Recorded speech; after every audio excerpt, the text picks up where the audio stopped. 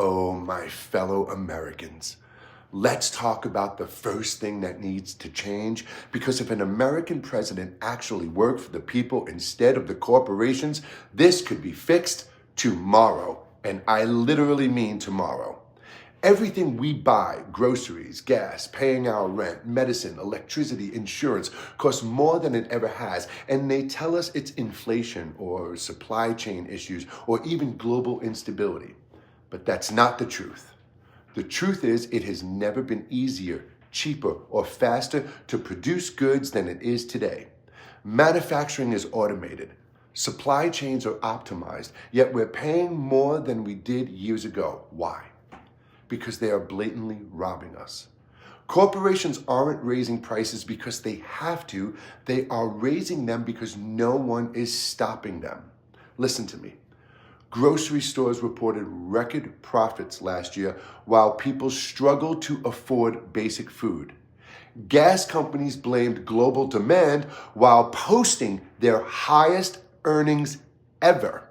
Pharmaceutical companies are selling the same medication in Canada for a fraction of what Americans are forced to pay. This is not inflation. This is corporate theft. And here's the thing. It does not have to be this way, my friends. It does not.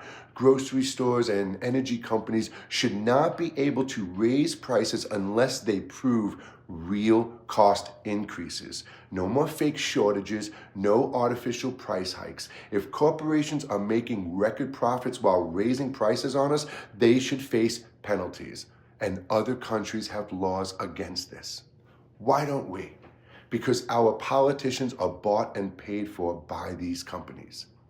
And then there's even healthcare, the biggest price gouging scam of them all. We don't have a healthcare system. We have a for-profit sickness industry. People are being charged thousands of dollars for basic medical care while insurance companies decide what's covered and what is not based on their profit margins. What about prescription drugs? Again, the same medication costs 5 times more in the US than in other countries, and not because it's better, but because they are allowed to get away with it. If we actually had a government working for the people, they would do what other modern nations already do. Negotiate drug prices, cap medical costs, and make sure insurance companies can't deny care for profit. But instead, we live in a system where suffering is profitable. And while we're talking about suffering and manipulation, let's get one thing straight. Immigration has always been used as a distraction. They want you to think immigrants are the reason for rising costs, lower wages, or economic struggles. But think about it. Who actually benefits from a broken immigration system? The same corporations that profit off cheap labor. The same ones paying poverty wages and keeping people divided so we don't look at them. If they actually wanted to fix immigration, they would do the obvious. Fix the visa system. Make legal immigration accessible, and punish companies that exploit undocumented workers while refusing to pay fair wages. But they won't, because they don't want solutions, they want division. Every single issue we face, inflation, healthcare, immigration, wages, housing, debt, it all comes back to the same thing: corporate greed and the government that protects it.